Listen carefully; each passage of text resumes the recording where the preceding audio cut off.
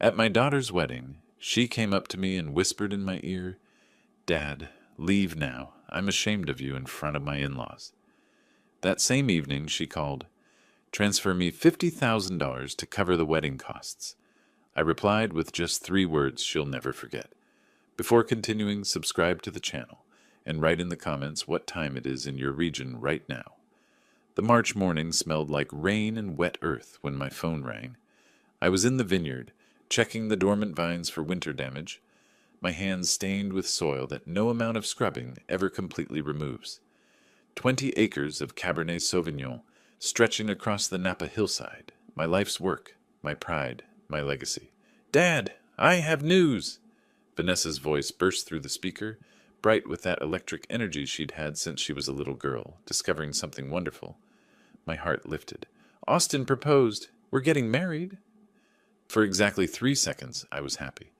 Then I heard the shift in her tone, that nervous edge that mothers learn to detect, that fathers pretend not to notice. "That's incredible, sweetheart," I said, pulling off my work gloves. "When did—" "There's just one thing." The brightness dimmed. "His parents want to meet you. Tomorrow, for dinner. Here at your place. Tomorrow. Not, would you be available, or when works for you. Tomorrow, like a summons." "Of course," I said slowly. "I'd love to meet them. What's Austin's family like?" Silence stretched across the line, the kind of silence that says more than words. "They're successful, Dad. His father, Roger, is a real estate developer in San Francisco. Big projects. His mother, Charlotte, comes from old money. The Wellingtons." The way she said it, like I should recognize the name, like it should mean something, sent a chill down my spine. I looked at my dirt-caked boots, at the vineyard stretching behind me, at the modest farmhouse where I'd raised her after her mother died 8 years ago. "Sounds impressive," I said carefully. "What time should I expect everyone?" 6 o'clock. And Dad?" Another pause. Maybe dress nice. They're used to certain standards." I hung up feeling unsettled in a way I couldn't name. Something in her voice, that apologetic tone, like she was bracing for impact, sat wrong in my gut. The next day I cleaned the house, put on my good shirt, the blue one Vanessa bought me last Christmas, set the dining table with the nice dishes. I'd planned a simple dinner, roasted chicken, vegetables from my garden, a bottle of my 2019 Cabernet that had won a bronze medal at the county fair. Honest food, honest wine. Vanessa arrived 2 hours early, her BMW crunching on the gravel drive.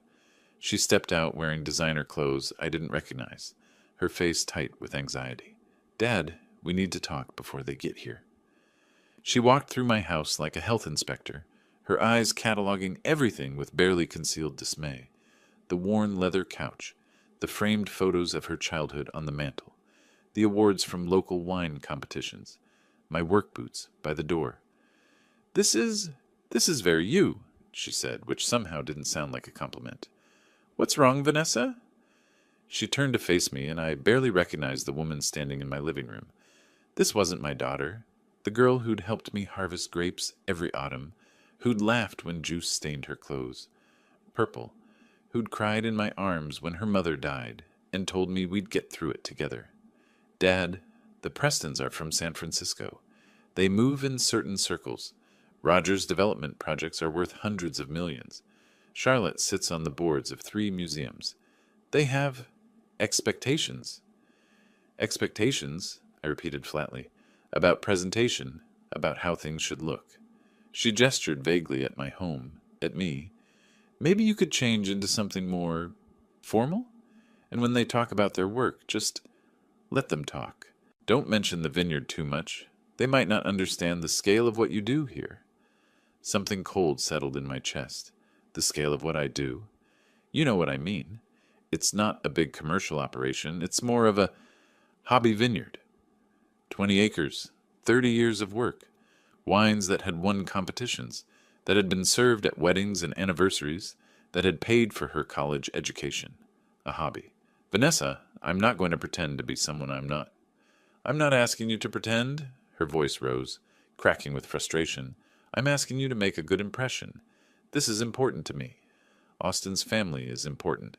Can't you just try?" "Try to what? Be ashamed of who I am?" That's not what I said. It's what you meant. We stood in my living room, the room where I'd read her bedtime stories, where we'd decorated Christmas trees, where she'd shown me her college acceptance letter, staring at each other like strangers. "They'll be here in an hour," she said finally, her voice cold. "Please, please." She left me standing there, my good shirt suddenly feeling inadequate, my home looking shabby through her eyes. I walked to the window and looked out at my vineyard, at the vines I'd planted with my own hands, at the land that had sustained us. For the first time in 8 years, since the day I'd buried my wife, I felt truly alone. And I had a terrible feeling this was only the beginning. I didn't change my shirt, call it stubbornness, call it pride, I don't know. But I stood at that window for a long time, remembering.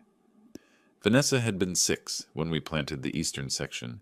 She'd insisted on helping, her tiny hands pressing soil around the rootstock, while I explained how these small plants would grow into something magnificent if we were patient, if we cared for them properly. "Like magic, Daddy?" she'd asked. "No, sweetheart," I'd told her. "Better than magic. It's work and time and love." She'd believed me then. She'd believed in this place, in this life. When had that changed? I traced the timeline backward. A year ago, she'd met Austin at some tech industry mixer in the city. He worked for his father's investment firm, or rather, he had an office there and a title that sounded important. She'd been excited, talking about him constantly. "He's so sophisticated, Dad, so polished. He knows all these fascinating people." 6 months ago, the visits home became less frequent. When she did come, she'd glance around the house with a look I'd started recognizing. The same look tourists gave roadside farm stands. Appreciative but distant, like it was quaint but not quite real. 3 months ago, she'd suggested I might want to update the house.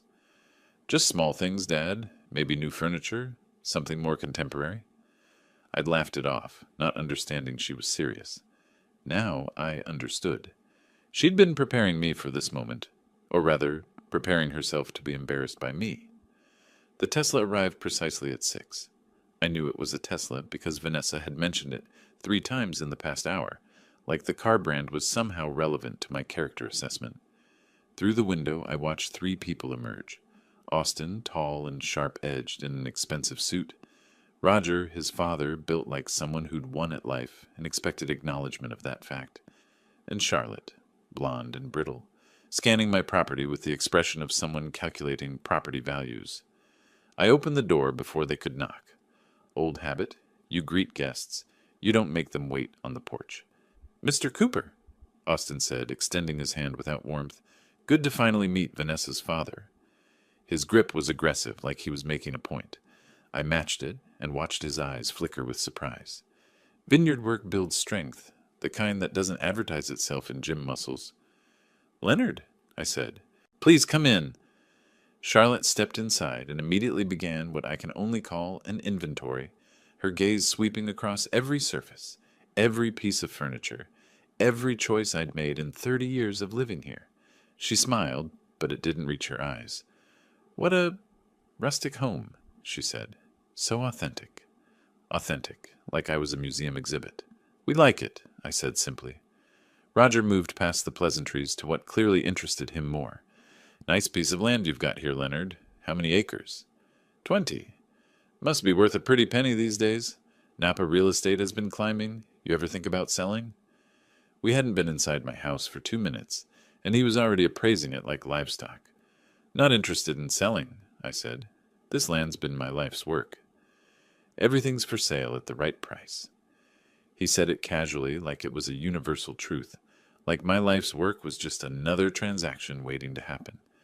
Dinner was exactly as uncomfortable as I'd feared. I served the food I'd prepared, good food made with care, but Charlotte picked at it like she was searching for violations. Roger dominated the conversation, talking about his development projects, with the assumption that everyone was fascinated. Austin performed support, throwing in comments about investment strategies and market opportunities. Vanessa laughed at their jokes, loud, nervous laughter that didn't sound like her. When I tried to talk about the vineyard, about the process of winemaking, she cut me off. "Dad, they don't need to hear all the technical details. I was just explaining." I'm sure it's very interesting to you, Charlotte interrupted with poisonous sweetness. But Roger was telling us about the museum benefit. It raised over $3 million. Can you imagine? $3 million for a single event. The message was clear. Your small concerns don't register in our world. I poured the wine I'd brought up from the cellar, one of my best bottles, a 2019 that had taken years to develop its complexity. Roger took a sip and nodded like he was confirming something unfortunate. Not bad for a hobby operation, he said. Charlotte and I usually drink from the Rothschild collection, but this has character. Character. The way he said it, it wasn't a compliment. Austin leaned back in his chair, gesturing with his wineglass. Real estate's the smart play these days, Leonard. Land like this in Napa, you could sell, invest the capital properly, and make more in a year than you do farming grapes. I'm not farming grapes for the returns, I said quietly. I'm making wine because it matters.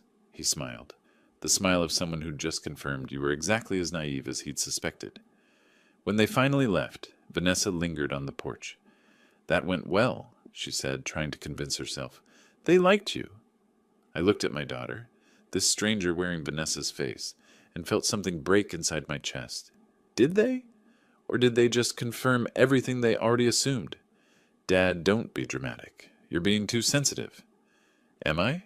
Or am I finally seeing clearly? She drove away without answering, taillights disappearing down the hill. I sat on the porch as darkness settled over the vineyard, the vines silent witnesses to everything that had just happened. For 8 years since losing my wife, this land had been enough. My work had been enough. Vanessa had been enough. But somewhere along the way, I'd stopped being enough for her. And the worst part? I had a feeling tonight was just the opening move in a game I hadn't realized we were playing. The 3 months between that dinner and the wedding were a masterclass in erosion. Not the sudden collapse of a cliff face, but the slow wearing away of stone by water, relentless, methodical, impossible to stop once it begins. Vanessa's visits became rare. When she did come, it was always with an agenda. Dad, the Prestons invited us to their charity gala next month. It's at the Fairmont. Very formal. Maybe you could buy a proper suit? Something tailored? I was pruning vines when she said it, my hands steady with the shears. I have a suit. You have a suit from 2010 that you wore to Aunt Marie's funeral.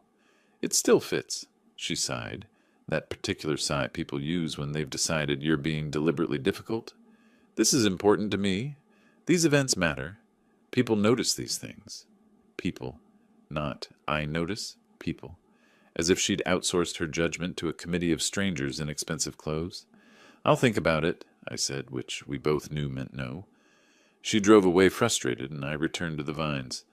Funny thing about grapevines, they don't care what you wear. They respond to consistency, patience, and honest work. No performance required. Austin started appearing too, always unannounced. He'd drive up in that silent Tesla, emerging with his designer sunglasses and practiced smile like he was doing me a favor by visiting. Just thought I'd check in, Leonard, see how you're managing the property. Managing. Like I was a caretaker rather than the owner. He'd walk through the vineyard, asking questions that sounded innocent but weren't. How much maintenance does 20 acres require? Must be exhausting at your age. Ever think about scaling back, maybe selling a few acres to make life easier? The first time, I was polite. The second time, I was firm. By the fourth visit, I understood what I was looking at. A wolf circling, testing for weakness, waiting for the moment to strike. Land's not for sale, Austin. Of course not, he'd say smoothly. Just concerned about you. Vanessa worries. We both do. Liar. I could see it in his eyes, the way they tracked across my property, like a calculator running numbers. He didn't see soil and vines. He saw dollar signs and development potential. Charlotte called during these visits, too. She had Vanessa's number memorized and a talent for timing her calls. When I was within earshot, her voice would carry through the phone, sharp and penetrating. Darling, about the wedding. We really must discuss the father of the bride situation. I know you love him, but presentation matters. Perhaps he could sit at a side table. We can't have him at the head table in that old suit. What would the Harringtons think? I watched my daughter's face during these calls, watched her agree, watched her apologize for me like I was a problem to be managed rather than a person to be defended. Mom says maybe you could skip the reception? she asked once, not meeting my eyes. "You could come to the ceremony and then leave before dinner. It might be easier." Easier for whom? For everyone. Everyone. There was that word again. The invisible jury that had convicted me of the crime of being insufficiently impressive. I noticed other things, too. The way Vanessa's vocabulary changed, peppered with phrases like optics, and networking opportunities, and brand alignment. She'd started talking about people as assets, relationships as investments. Austin's language, Austin's worldview, creeping into her like ink in water. One afternoon in April, I found her photographing my house, not fondly, but analytically, like she was documenting evidence. "What are you doing?" she startled, guilty. "Nothing, just—" Austin wanted to see where I grew up. But her camera roll told a different story. She'd focused on the worn spots, the faded paint, the modest furniture. Building a case, I realized. Proof that she'd risen above her humble origins, that she deserved her place in Austin's world. My daughter had become a stranger who wore Vanessa's face. The worst was the rehearsal dinner in late April. The Prestons hosted it at some restaurant in San Francisco that had a 6-month wait list and no prices on the menu. I sat at the end of the table while Roger held court, talking about his latest development project. Luxury condos where a historic Filipino neighborhood used to be. "Progress requires sacrifice," he announced, and everyone nodded like he'd said something profound instead of something monstrous. Charlotte monopolized Vanessa, discussing flower arrangements and guest lists, and whether the champagne should be Cristal or Dom P. Rignon. My daughter listened like a student before an exam, desperate to get the answers right. Austin caught my eye once and smiled. A predator's smile, all teeth and no warmth. In that moment, I understood something fundamental. This wasn't about Vanessa. It had never been about Vanessa. She was a means to an end, and the end was sitting on 20 acres of California wine country, worth more than Austin would make in a decade. I excused myself early, claiming exhaustion. Nobody protested. I don't think anyone noticed I'd left. Driving home through the dark hills, I passed vineyard after vineyard, small operations like mine, family businesses built over generations. Each one represented someone's life work, their legacy. Their dreams fermented into something beautiful through patience and care. Austin and his father saw these places as obstacles to profit. Vanessa had started seeing them that way too. I was losing my daughter to people who valued nothing but acquisition. And the worst part? She was going willingly, trading her inheritance for acceptance into a world that would never truly embrace her. But I wasn't beaten yet. You don't survive 30 years of farming without learning that some fights can't be won through force. Sometimes you have to be patient, watch the weather, wait for the right moment to harvest. My moment was coming. I just needed to recognize it when it arrived. The wedding invitation arrived in early May, heavy cardstock with gold embossing, my name rendered in calligraphy that probably cost more than my monthly water bill. Dress code, black tie. Location, the Preston Estate, Atherton. I bought a new suit, not because Vanessa asked, but because I wanted to walk into that wedding with dignity. Let no one say I didn't try, that I didn't make the effort, that I didn't give my daughter every chance to remember who I was before she chose to forget. The Preston Estate wasn't a house. It was a monument to excess. Wrought iron gates, circular driveway with a fountain that could have irrigated half my vineyard. Valets in matching uniforms who looked at my 10-year-old truck like I'd arrived on a donkey. The ceremony was in the gardens. 300 guests seated in pristine white chairs.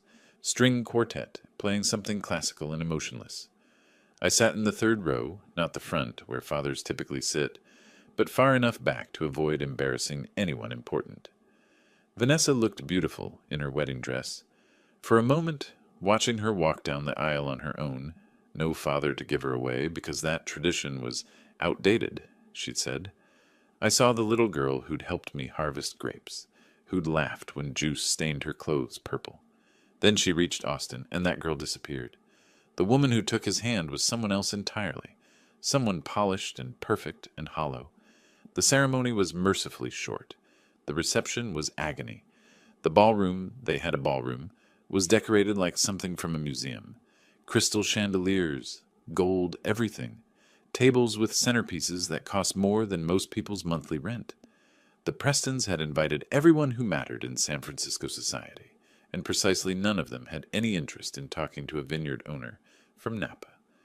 I found my table, number 24, near the kitchen doors, far from the head table where my daughter sat with her new in-laws. My table mates were distant cousins of Charlotte's, people who made polite conversation for exactly 6 minutes before turning to talk among themselves.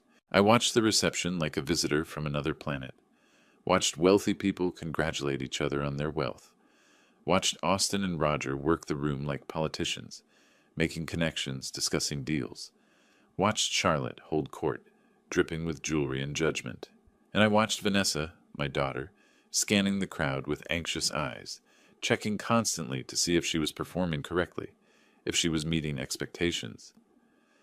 Around 8 o'clock she approached my table. My heart lifted foolishly, thinking maybe she'd come to share a dance, to have one genuine moment with her father on her wedding day. She bent down, her face close to my ear, her breath wine-sweet and her voice ice-cold.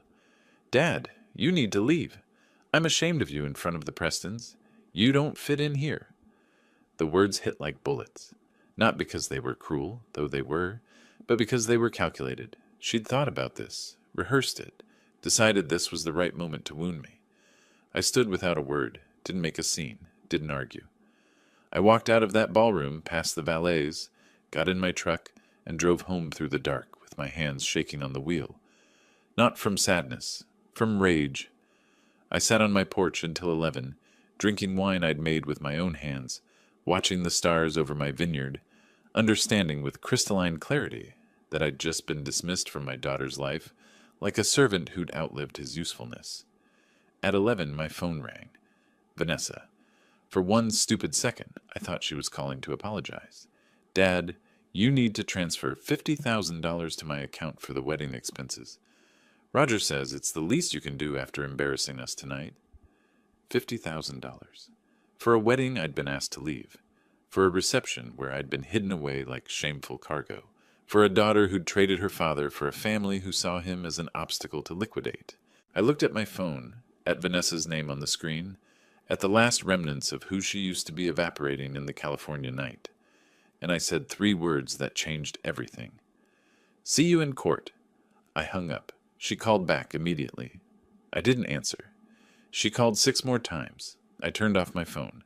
I sat there on my porch, and something fundamental shifted inside me. The father who'd tried to understand, who'd made excuses, who'd hoped his daughter would come to her senses, that man was gone. In his place was someone who understood that patience wasn't always a virtue, that some people mistake kindness for weakness, that my daughter and her new family had looked at my life's work and seen only one thing, an asset to be acquired. They thought I was too old, too simple, too tired to fight back. They were about to learn that grapes aren't the only thing that gets more potent with age.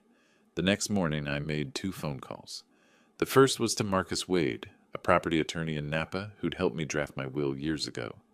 The second was to Clayton Hughes, a real estate appraiser I'd met at a wine industry conference.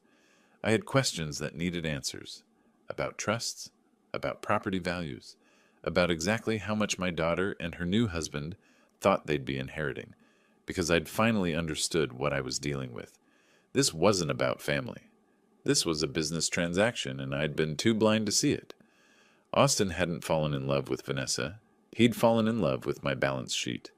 Well, business could be played many ways, and I'd spent 30 years learning patience, strategy, and the value of perfect timing. Wine needs time to mature. Revenge, I was discovering, has the same requirement. By the time the sun rose over my vineyard that morning, I wasn't mourning what I'd lost. I was planning what I'd protect, and how I'd make them understand that you don't steal from a man who spent his life cultivating things that take years to bear fruit. This harvest would be unlike anything they expected.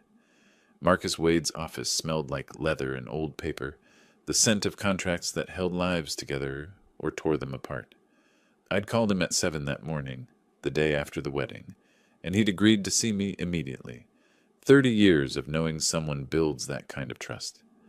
"Leonard," he said, gesturing to the chair across from his desk, "you sounded urgent on the phone." I laid it out for him. The wedding, the dismissal, the demand for $50,000, and then I asked the question that had kept me awake all night. My will leaves everything to Vanessa. The vineyard, the house, all of it. Can I change that? Marcus leaned back, fingers steepled. You can change your will any time. But you said everything. Is the property solely in your name? Yes, has been for 30 years. Then legally it's yours to do with as you please. He paused, studying my face. But Leonard, this is your daughter we're talking about. Are you sure you want to? She asked me to leave her wedding because I embarrassed her, then called an hour later, demanding money. My voice was steady, cold. I'm not sure about anything anymore except that I need to protect what I've built. Marcus nodded slowly. There are options, trusts, conditional inheritances, charitable foundations. What exactly are you trying to accomplish? I'm trying to make sure my land doesn't get turned into condos the day after my funeral. That's when I understood what Marcus had been dancing around. He'd seen this before. Families destroyed by money, children circling like vultures, legacies demolished for quick profit. Give me a few days, he said. I'll research your options and we'll talk. I left his office and drove straight to Clayton Hughes's real estate appraisal firm. Clayton was someone I'd met at a wine industry conference 3 years ago, a straight shooter who'd helped several small vineyard owners understand their property values during a tax reassessment. Leonard Cooper, he said, shaking my hand warmly. What brings you in? I need to know what my land is worth. 20 acres, established vineyard, farmhouse, equipment, current market value. He raised an eyebrow. Thinking of selling. Thinking of knowing what I've got. It took him 2 days. When he called me back, the number hit me like a punch. 4.2 million, Clayton said. The Napa market has exploded in the past 5 years. Your location, your established vines, your water rights. You're sitting on a gold mine, Leonard. $4.2 million. I'd known the land was valuable, but this was generational wealth. This was why Austin had started showing up, why Roger had asked about selling, why the whole Preston family had tolerated my daughter marrying beneath their perceived station. They weren't tolerating anything. They were investing. Clayton, one more question. Has anyone contacted you or any other appraisers about my property recently? Silence on the other end. Then carefully, I can't discuss other clients. I'm not asking you to. I'm asking if someone has been shopping around valuations for land they don't own yet. Another pause. Leonard, I can't confirm names, but I can say that 3 weeks ago, someone did ask me to provide a preliminary valuation for a property matching your description.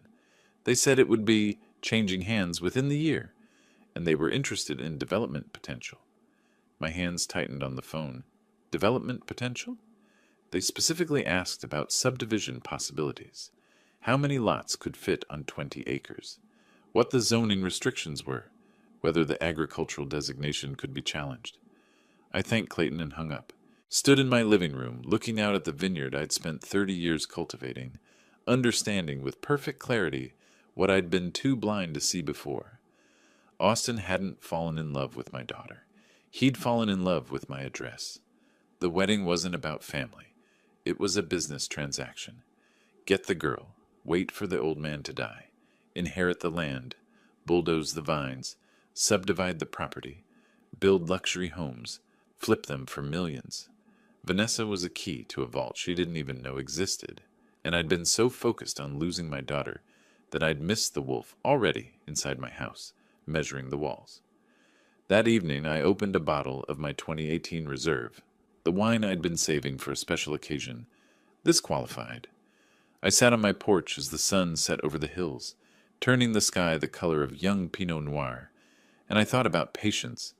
Wine doesn't rush. You can't force fermentation, can't hurry aging, can't skip the careful process of turning bitter grapes into something worth savoring. Any fool can crush grapes and get juice. The art is in the waiting, the watching, the knowing exactly when to act. Austin and his family had made a fundamental mistake. They'd assumed that because I was simple, I was stupid. That because I worked with my hands, I didn't understand numbers. That because I was patient, I was passive. They were about to learn the difference between patience and weakness. My phone rang. Vanessa. I watched it buzz on the table, her name illuminated in the gathering dark, and I didn't answer. She called 3 more times that week. I ignored each one. Let her wonder. Let her worry. Let them all start to suspect that maybe the old man wasn't quite as cooperative as they'd assumed. Marcus called on Friday. I've drafted 3 options for you. Can you come in Monday? I'll be there. I spent the weekend in the vineyard, tending the vines, checking the irrigation, doing the work that had defined my life. But now I saw it differently. This wasn't just my livelihood anymore. It was a fortress, and I was preparing its defenses. Monday morning, Marcus spread the documents across his desk like a general planning strategy. Option 1, revocable trust. You maintain control but can change terms anytime. Option 2, irrevocable trust with conditions. Option 3, full transfer to a charitable foundation upon your death. I studied each one, understanding their implications. The irrevocable trust. Explain that one again. You transfer the property into a trust. Upon your death, it goes to designated beneficiaries, but only if they meet specific conditions you set now. If they don't meet those conditions, it goes to a backup beneficiary, usually a charity. And once it's set up, I can't change it. Not without extraordinary circumstances. That's the irrevocable part. But it also means no one can pressure you to change it later. I thought about Austin, about Roger, about their lawyers and their money, and their absolute certainty that they could manipulate an old man into giving them what they wanted. Let's do the irrevocable trust, I said, with very specific conditions. Marcus smiled grimly. What kind of conditions? The kind that separate people who love the land from people who love the money. We worked for 3 hours, drafting terms that would protect my legacy while giving Vanessa one chance, one narrow, difficult chance, to prove she valued what I'd built more than what it could be sold for. When we finished, Marcus looked at me with something like respect. Leonard, this is bulletproof, but it's also going to make you extremely unpopular with your family. Marcus, they kicked me out of a wedding and demanded $50,000. I don't think we're at risk of losing anything that still exists. He nodded. I'll have the final documents ready by Friday. We'll need witnesses, notarization, the full legal framework. Once you sign, there's no going back. Good, I said. No going back is exactly what I want. June arrived with the heat that makes grapes swell on the vine. I'd spent 3 weeks quietly, methodically building my fortress. The trust was signed, notarized, filed with the county. My will was updated. Everything was in order. Vanessa had called 14 times. I'd answered none of them. Let silence do its work. The appraisal was complete. The trust was ironclad. And I'd added one final touch. I'd asked Clayton to document every inquiry he'd received about my property, including dates, names when possible, and specific questions asked. He'd provided a detailed report. It made for interesting reading. Austin Preston had contacted 4 different real estate firms about my land. Not his family's future property or his father-in-law's vineyard. He'd specifically said the Cooper property like it was already his to sell. I was admiring this documentation on a Thursday afternoon when I heard the crunch of tires on gravel. Not the usual delivery truck or neighbor's car, multiple vehicles. I walked to the window. Vanessa's BMW, Austin's Tesla, and a gray sedan I didn't recognize. Showtime.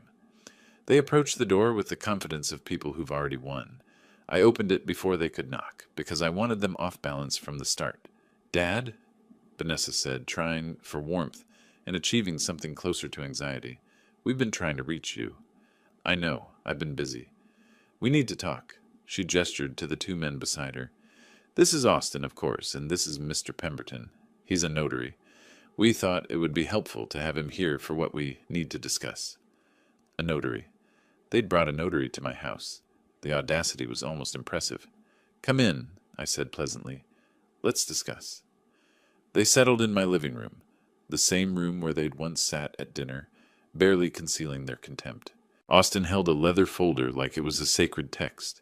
Vanessa perched on the edge of the couch, her hands clasped tight. Dad, she began, using the voice people use with confused elderly relatives, we're concerned about you. Managing this property alone at your age, it's a lot of responsibility. I've managed fine for 30 years. But things change, Austin interjected smoothly. Property values, tax implications, maintenance costs. We think it might be time to consider transferring ownership to family, who can handle the complexity. He said family like the word meant something, like he hadn't married my daughter 3 weeks ago, primarily for access to my land records. Handle the complexity, I repeated. You mean sell it. Vanessa's eyes flickered. Not necessarily sell, but having options is smart. The Prestons have connections with developers who could maximize the property's value by tearing down everything I've built and putting up houses. Silence. Austin's smile tightened. Let's not be dramatic, Leonard. We're talking about securing your legacy, Vanessa's future, our family's financial stability. Our family, I said softly. Is that what we are? Austin opened the folder with a flourish. We've had attorneys draft transfer documents. Simple, straightforward. You deed the property to Vanessa now, maintain lifetime residence rights, and ensure everything transitions smoothly when the time comes. He slid the papers across my coffee table like he was doing me a favor. The notary shifted, uncomfortable, probably wondering if he was witnessing elder manipulation and whether he should object. I looked at the documents without touching them, looked at my daughter, who couldn't meet my eyes, looked at Austin, whose smile had the quality of a shark scenting blood. Then I stood up, walked to my desk, and retrieved my own folder. Interesting, I said, returning. I have some documents, too. I laid them out, methodically. The property appraisal showing $4.2 million, the report from Clayton listing Austin's inquiries to real estate firms, the signed and notarized irrevocable trust documents. The color drained from Austin's face like wine from a broken bottle. It was magnificent.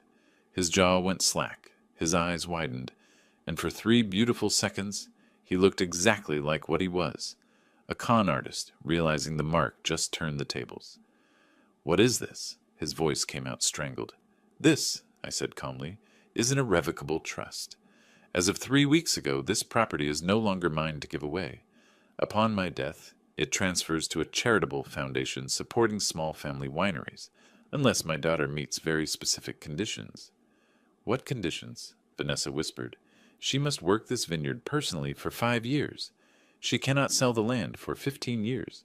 She must maintain it as a working agricultural operation. I paused. Otherwise, it all goes to charity. Every acre, every vine, every dollar. Austin's face had progressed from white to a mottled red. You can't do this. I already did, 3 weeks ago, while you were calling appraisers about development potential. I tapped the report. Did you really think Clayton wouldn't tell me? We've been friends for years. You senile old. Austin caught himself, but the words hung in the air like smoke. Careful, I said, my voice sharp as pruning shears. Mr. Pemberton is a notary. He's a witness, and I'm documenting everything. Vanessa found her voice.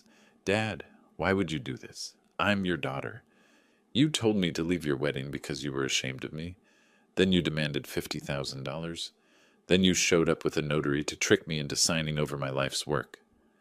I looked at her directly for the first time. When exactly was I supposed to believe you cared about being my daughter? Her mouth opened and closed. No words came out. Austin stood abruptly, his chair scraping loud against the floor. This isn't over. We'll challenge this.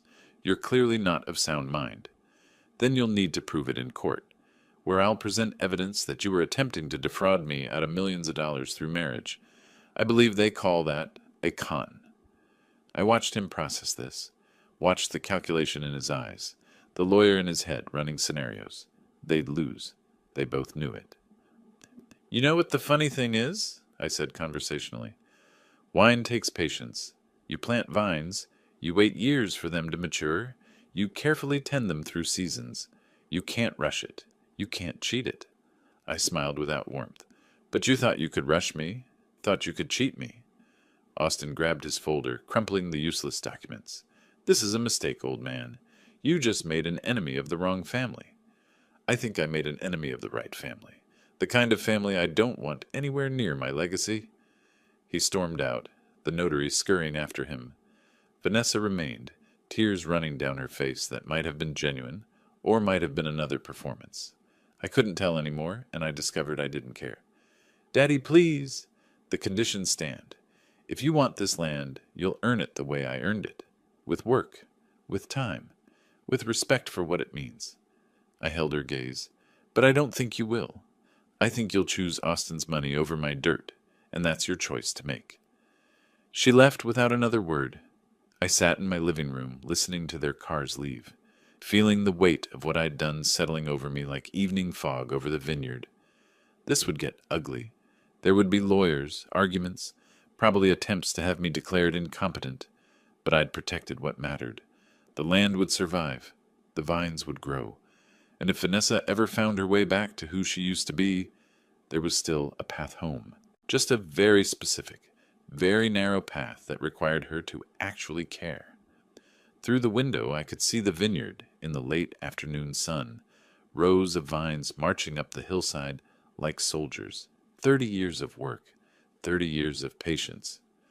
Austin wanted to turn all of this into money in a year. Well, he'd just learned something about patience, and I'd just taught him something about underestimating the old man with dirt under his fingernails. The war was just beginning, but the first battle, that one was mine. The week after my confrontation with Austin and Vanessa, silence descended like fog over the vineyard. No calls, no visits, no attempts at reconciliation. I knew what that silence meant. They were regrouping, strategizing, preparing their next move. I wasn't idle either. Marcus and I spent hours reviewing the trust documents, looking for any possible weakness they might exploit. We found none.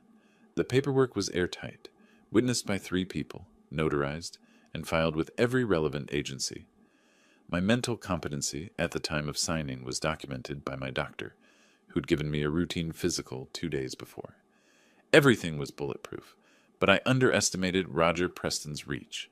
The first attack came through my neighbor, Isabella Rossi, who owned the vineyard adjacent to mine. She stopped by on a Tuesday morning, her face troubled. "Leonard, I need to tell you something. A man came to see me yesterday, said he was a lawyer representing your daughter. He was asking questions about you." "What kind of questions?" "About your memory. Whether you seemed confused lately. Whether you'd been acting strangely." Her eyes were worried. "I told him you were sharp as ever. But Leonard, what's going on?" I explained the situation, not all of it, but enough. Isabella listened, her expression hardening. "They're trying to build a case that you're incompetent," she said, "to invalidate the trust." "I know, but I saw it coming." By mid-July, the legal papers arrived. Roger Preston had hired Whitmore and Associates, one of San Francisco's most aggressive law firms. They were filing a petition to have the trust declared invalid on grounds of diminished mental capacity. Supporting the petition was an affidavit signed by Vanessa Cooper Preston, stating that her father had exhibited confusion, memory loss, and erratic decision-making consistent with early-stage dementia. Reading my daughter's signature on that document felt like swallowing broken glass. Marcus called immediately after receiving his copy. "Leonard, this is serious. They're not playing around. Neither am I. What do we need? Medical evaluation, cognitive testing, character witnesses. And we need to be proactive. We can't just defend. We need to attack their credibility." "What do you mean?" "I mean we find out why Austin really married your daughter. We prove this was fraud from the beginning." I remembered Clayton's report about Austin contacting real estate firms. I might already have something. I spent the next week gathering evidence. Clayton provided detailed records of every conversation he'd had with Austin or his representatives. I contacted the other appraisers Austin had approached. 2 of them were willing to provide statements about his specific questions regarding subdivision and development. But the real breakthrough came from an unexpected source. I was in town buying supplies when I ran into Jack Morrison, a realtor I'd known casually for years. He pulled me aside at the hardware store. "Leonard, I heard about your legal troubles. I thought you should know. Austin Preston approached me in April. He wanted to know the development potential of your land. Asked specifically about turning 20 acres into luxury home lots." "Do you still have records of that conversation?" "Better. I have emails. He was very specific about timelines. Said the property would be in family hands by summer and ready for development by fall." Jack's expression was grim.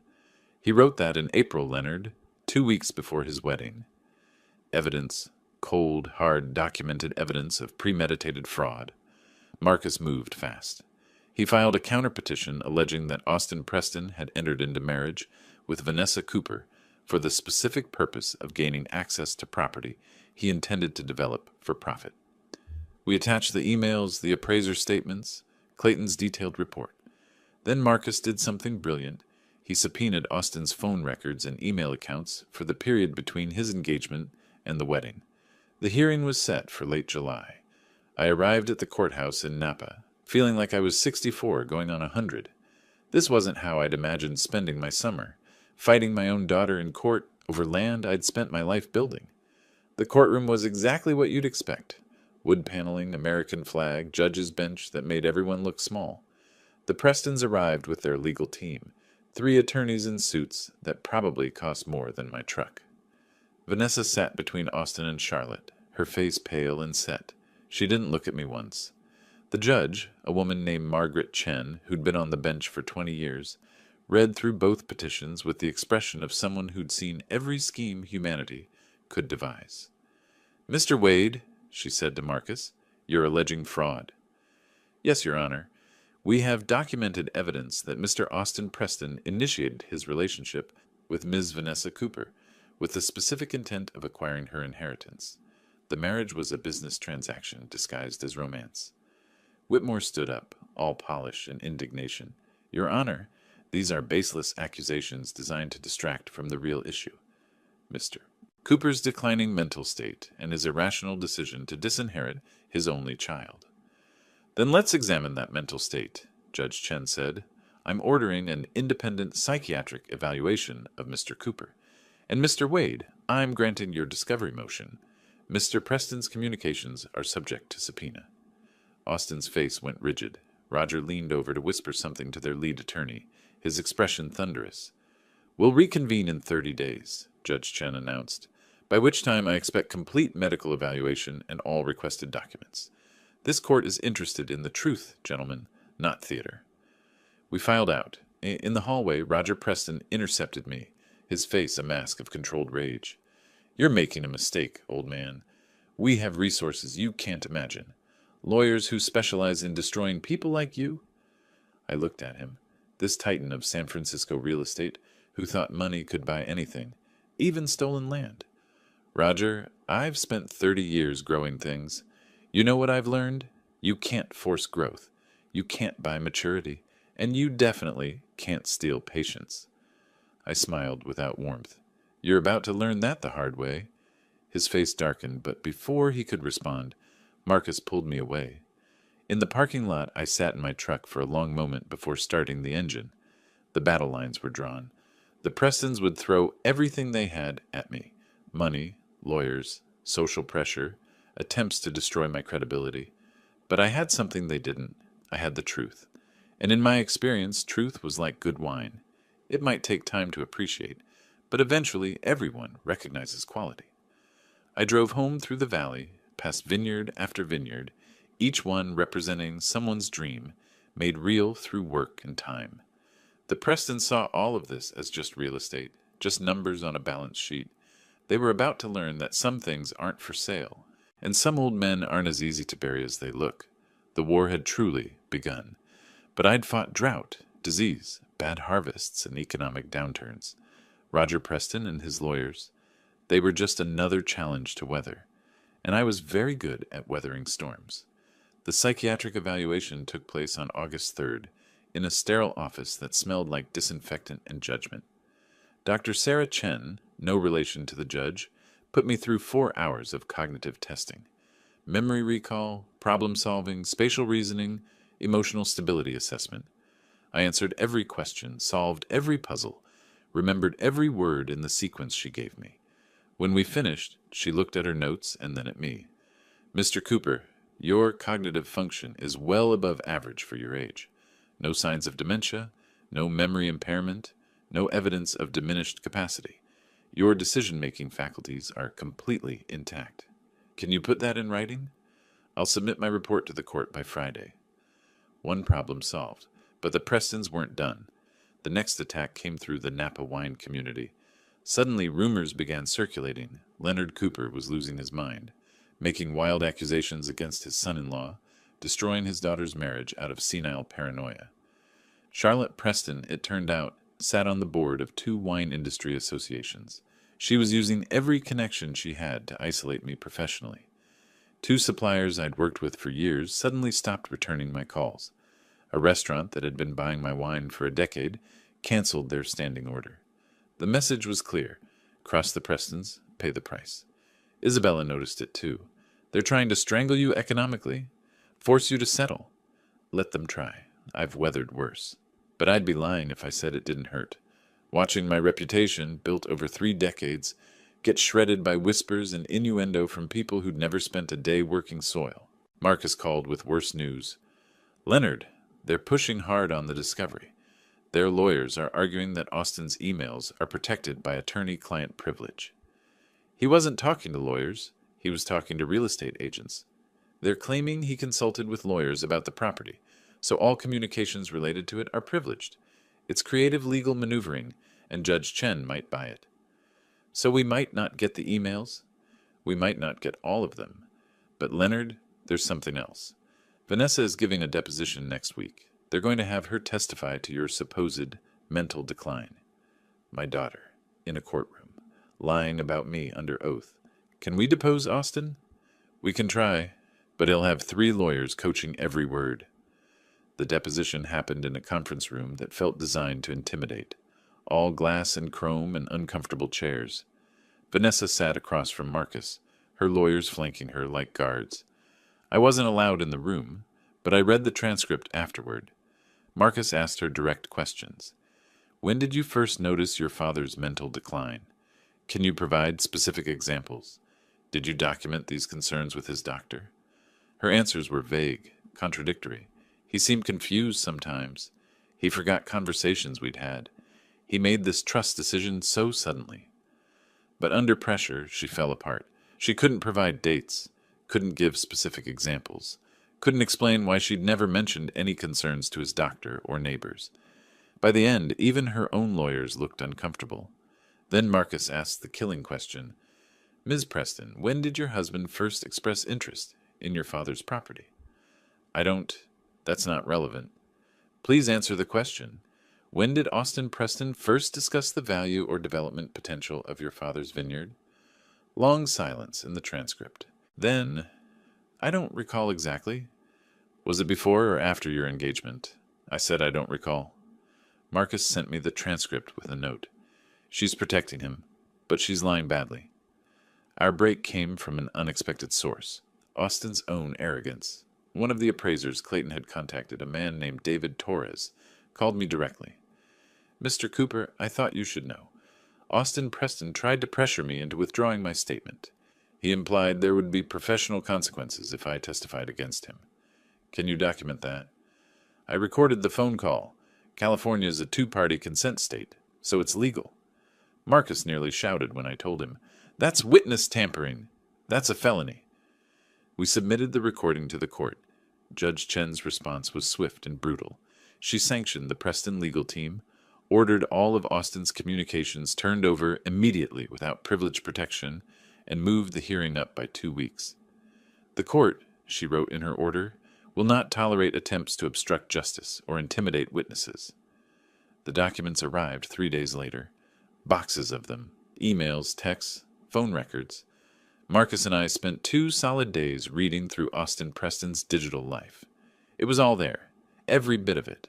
Emails to his father. The old man's sitting on at least $4 million. Vanessa's the key. Text to a business partner. Wedding in May, property transfer by summer, development by fall. This is going to be huge. Messages to Vanessa that made my stomach turn. Don't worry about your dad. Once we're married, the property becomes family assets. We'll handle him together. But the worst was an email Austin sent to Roger 2 weeks after the wedding. Subject line, the Cooper problem. Dad, the old man is more stubborn than expected. Vanessa can't convince him to sign over the property. We need to consider legal options to have him declared incompetent. Mom's friend knows a psychiatrist who specializes in elder care evaluations. Might be useful.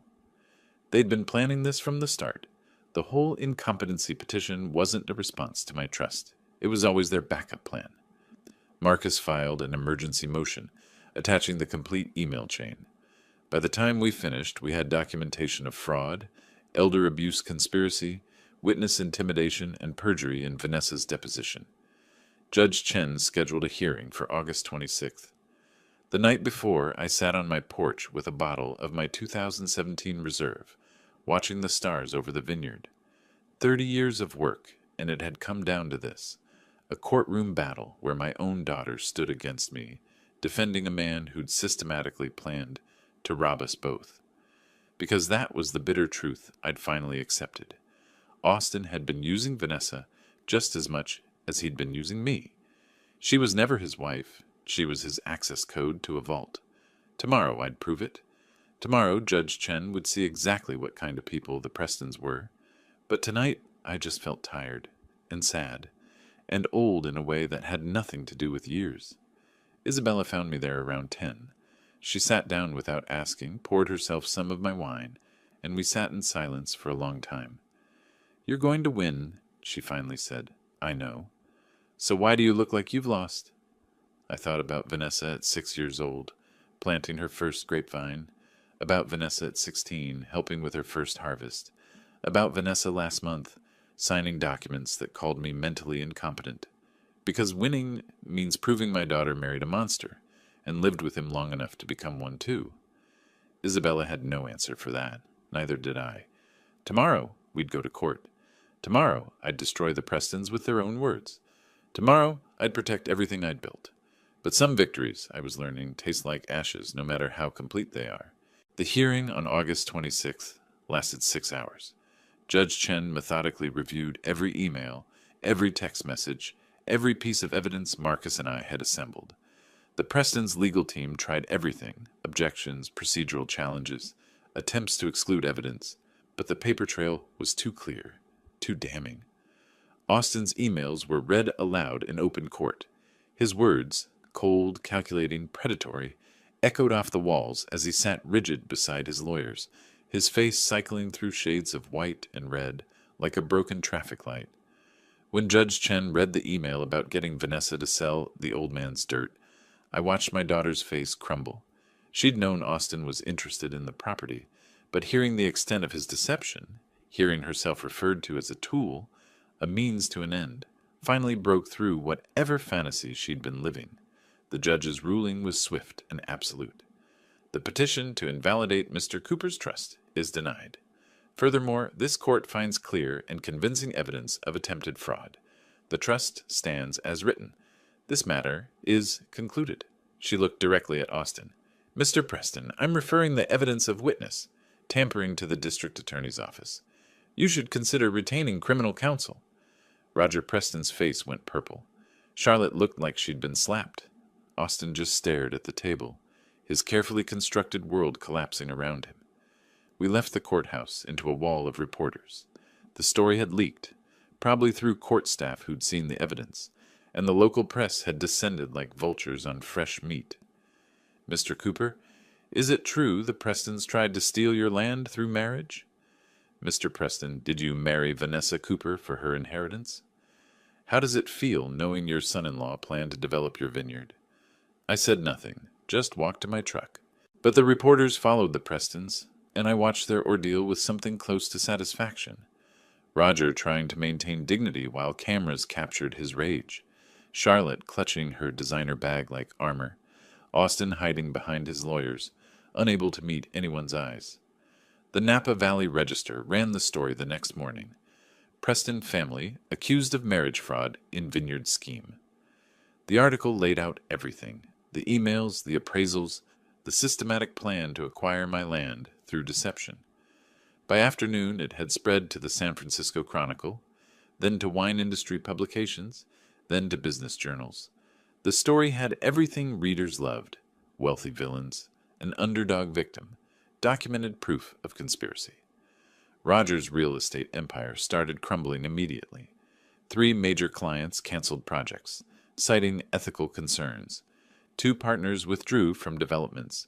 The San Francisco Business Council quietly removed him from their board. Austin fared worse. His investment clients, wealthy individuals who valued discretion and integrity, began pulling their accounts. Nobody wants a financial advisor who married for money and got caught. Within a week, he'd lost 60% of his portfolio. Charlotte's social standing evaporated.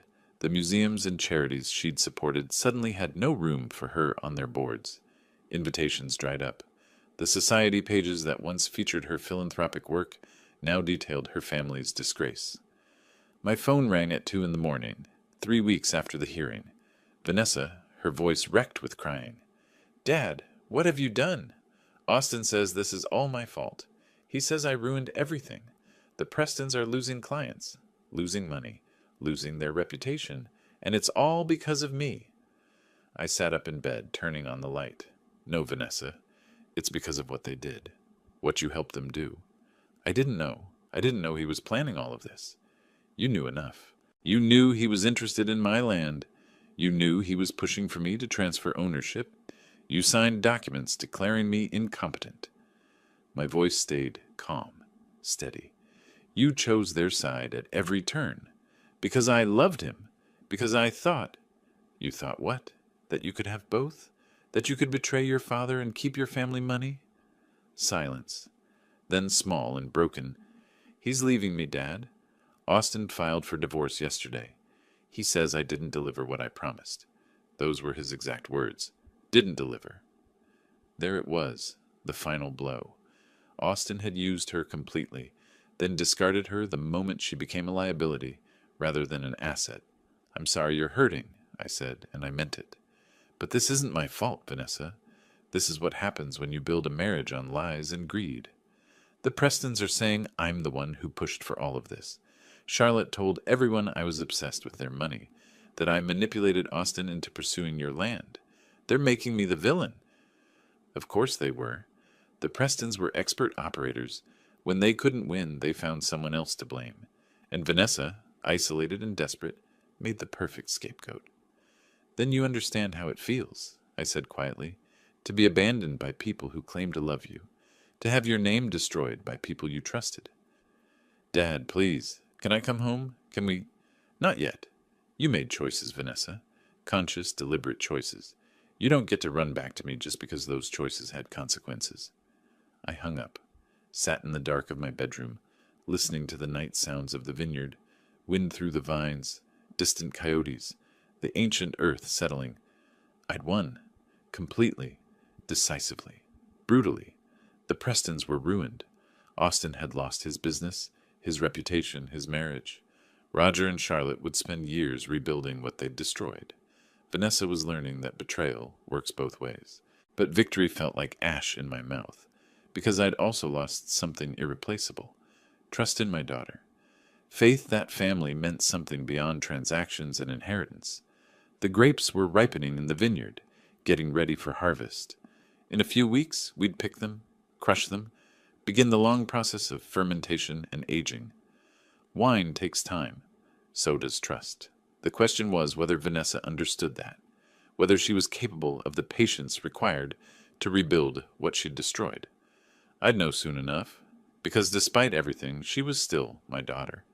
And the door wasn't closed forever, just narrowed to a very specific, very difficult path that required genuine change. September would tell me what she was made of.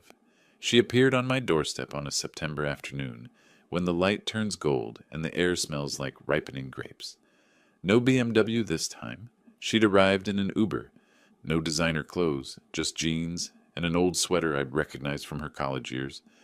Vanessa stood there with a small suitcase, her face older than it should be, her eyes red from crying. In her hand she clutched her wedding ring, not wearing it, but holding it like evidence of her own stupidity. "Dad," she said, just that, nothing else. I stood in the doorway of the house where I'd raised her, looking at this stranger who wore my daughter's face, and I felt something crack inside my chest. Not quite forgiveness, not quite hope, but something in that territory. "Come in," I said. We sat at the kitchen table, where we'd eaten 1,000 meals together. I made coffee, because that's what you do when you don't know what to say. She stared at her hands, at the ring that had meant everything to her 3 months ago, and now meant nothing at all. "Austin filed the divorce papers," she said finally. "He's claiming I defrauded him. says I promised him access to your property and then sabotaged the relationship. His lawyers are demanding I pay back the wedding expenses, all $200,000. I let that sink in. Can he do that? Probably not, but he's trying. The Prestons are burning everything down, and I'm in the blast radius. She looked up at me. I was stupid, Dad. Unforgivably stupid. I let them convince me that you were the problem, that you were holding me back, that your life was somehow less valuable than theirs. Why? Because I wanted to belong somewhere. After Mom died, I felt like I was drowning. And when Austin showed up with his perfect family and his perfect life, I thought that was the answer. I thought if I could just fit into their world, I wouldn't hurt anymore. She was crying now, tears tracking down her face in a way that reminded me painfully of her mother. But you didn't fit, I said gently. You just bent yourself into shapes that weren't you. I know. And by the time I realized it, I'd already burned everything down. I chose money over you, status over family, lies over truth. She wiped her eyes. The Prestons are blaming me for everything. Charlotte called me a gold digger at a charity event. Roger's lawyers are investigating whether they can sue me for damages. Austin told his friends I trapped him into marriage. They're scapegoating you, because that's what they do. They destroy people and walk away clean. She looked at me with something like wonder. But you didn't let them do it to you. You fought back. You protected yourself when I wouldn't protect you. We sat in silence. Outside, I could see the vineyard in the afternoon light, rows of vines heavy with grapes almost ready for harvest, 30 years of work, nearly stolen, now secure.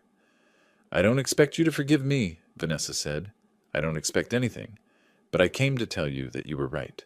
About everything. About Austin, about the Prestons, about what really matters. And I came to ask, her voice broke, is there any way back? I thought about the trust documents sitting in Marcus's office, the conditions I'd written that she'd have to meet, the years of work ahead if she wanted to inherit this land. There's a way, I said slowly, but it's not easy and it's not quick. Tell me. The trust has conditions. If you want this vineyard after I'm gone, you work here for 5 years. Not visiting, working, learning every aspect of winemaking. You live here. You tend the vines. You do the harvest. No shortcuts. No hired managers. No selling out after a year. 5 years, she repeated. And you can't sell the land for 15 years after that. If you violate either condition, everything goes to charity. The house, the equipment, all 20 acres. She absorbed this. You're saying I have to prove I care about this place more than the money. I'm saying you have to actually care about this place more than the money. Not prove it. Become it. Vanessa looked out at the vineyard. I tried to see it through her eyes. 5 years of physical labor, of modest living, of patience and work without immediate reward. Everything the Prestons had taught her to despise. When do I start? She asked. Tomorrow. Harvest begins next week. You'll be here for every day of it. She nodded, something like determination crossing her face. I'll need to get my things from the apartment. Austin's lawyers are fighting over everything, but I don't care anymore. He can have it all. Vanessa, this won't be easy. Working a vineyard is backbreaking. The pay is barely enough to live on. Your friends won't understand. You'll be giving up. I'm not giving up anything that matters, she interrupted. I already lost what matters. This is trying to find it again. We talked for another hour, working out logistics. She'd move into the guest room, the same room she'd slept in as a child. She'd start with the basic tasks, pruning, irrigation management, soil testing. Marcus would update the trust to reflect her commitment. As the sun set, turning the hills the color of Merlot, I walked her out to the vineyard. We stood among the vines I'd planted 30 years ago, heavy with fruit that would soon become wine. Your mother helped to plant this section, I said. You were 6 years old. You dug holes with a trowel while she and I set the rootstock. I remember, Vanessa said softly. I asked if they'd grow into magic beanstalks. And I told you they'd grow into something better, something real. We stood there as darkness fell over the valley, two people who'd nearly destroyed each other, trying to find a path back to something resembling family. Those 3 words, Vanessa said, when I called demanding $50,000 and you said, see you in court. That changed everything, didn't it? It was the moment I stopped being your victim and started being your father again. the moment I chose to protect what I'd built instead of letting you tear it down. I'm glad you did, she whispered, even though it hurt, even though it exposed everything. I looked at my daughter, broken, humbled, finally willing to learn the lessons I'd been trying to teach her whole life. Lessons about patience, about work, about the difference between value and price. Grapes take time, I said. You can't rush fermentation. You can't shortcut aging. The best wine comes from patience and care and understanding that some things can't be forced. Like trust, Vanessa said. Like trust. The vineyard stretched around us in the darkness, vines rustling in the evening breeze. Somewhere in the distance I heard the sound of Isabella's tractor, my neighbor preparing for her own harvest, the rhythm of work that had sustained this valley for generations. I'd won my war, protected my legacy, taught the Prestons and their son that some old men aren't as easy to rob as they look. But the victory was bittersweet, complicated, real in the way that life is real, messy and painful and requiring constant tending. Vanessa would work the harvest. She'd live here, learn here, maybe find her way back to who she used to be. Maybe not. The trust would ensure that my land stayed land, that these vines kept producing fruit, that the work I'd done wouldn't be bulldozed for condos. That was enough. It had to be enough. Because wine, like family, like trust, like forgiveness, takes time and patience and the understanding that the best things in life can't be rushed, can't be bought, can't be stolen. They have to be grown. If you like this story, please like this video, subscribe to the channel, and share your impressions of this story in the comments. To listen to the next story, click on the box on the left. Thank you for watching.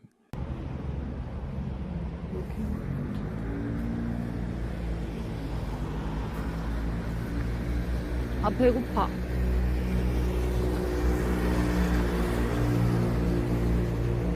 오, 샤시머, 어서오세요.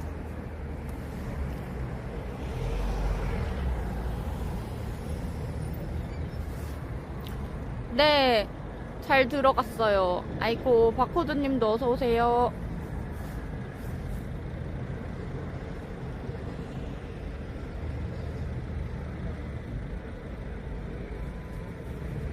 호밥이요?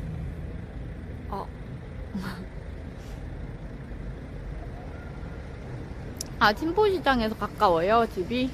오.